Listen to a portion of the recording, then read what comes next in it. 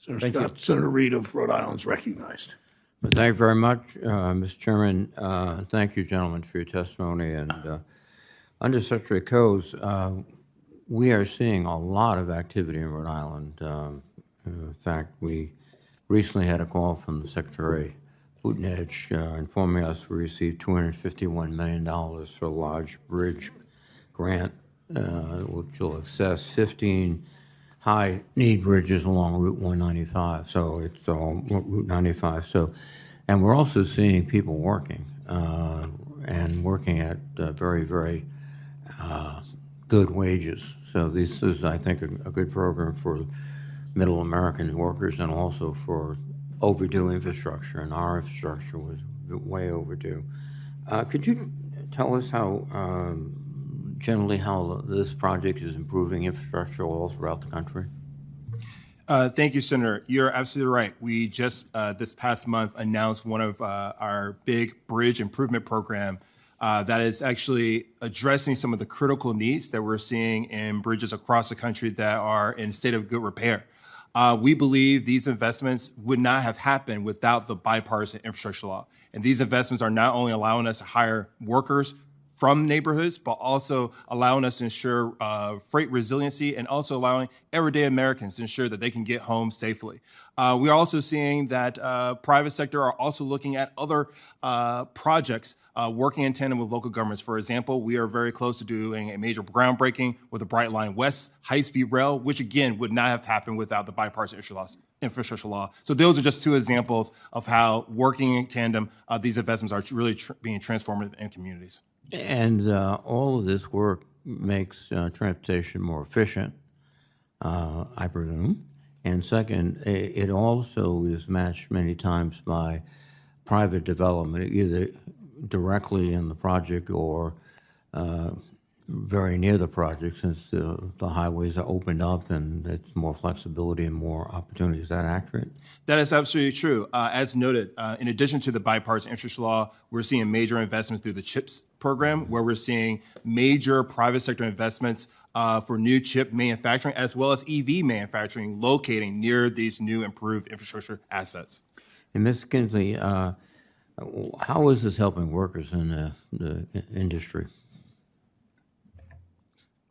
Senator Reid, workers are benefiting from all the legislation over the past couple of years that have came out of Washington. When you look at infrastructure, that's a little bit longer term maybe than what you would see with an EV plant or even the CHIPS side. But what you're creating in a time when demographics are working against all of us, including the construction industry, it's created generational change for generational careers for young people. And I don't think they've seen that type of optimism come out for quite some time. I can't overstate the fact, and it was in my final comments, that the good policies come out of D.C. create great outcomes in every local community. It just does. Whether you're putting from the transportation side, new blacktop coming down, or for a long-term 30-plus generational career at a chips manufacturing plant, we anticipate our growth in the state of Ohio, even factoring in attrition with retirements and deaths, to move from 100,000 men and women that put a hard hat on and work in union construction every day in Ohio to somewhere between 115 and 125,000 over the next generation for this. Thank you. And Secretary Coase, I could not leave here without mentioning the Washington Bridge, which I'm sure you've heard of, a section of 195 that goes between Providence and East Providence, essentially the metropolitan area of Providence. The eastward bound bridge collapsed, or had to be closed before it would collapse, and we are seeking a support for efforts to repair it.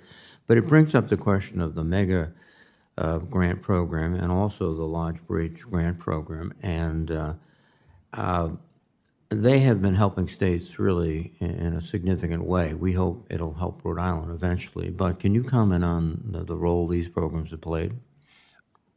Senator, first, I want to acknowledge, yes, we are aware of the application and we'll definitely give it a due consideration. And again, we'll continue to provide technical assistance to the project sponsor as we go through this process. But you're absolutely right to call out that the MEGA program specifically, as well as a number of our major discretionary grants, allows us to move major complex projects faster. If we did not have these resources, many of these projects would take more time, which means they will cost more money, but more important, the benefits, whether it's reducing air pollution, greater accessibility, again, safety, whether it's from the freight corridors, but also to passengers, would not happen.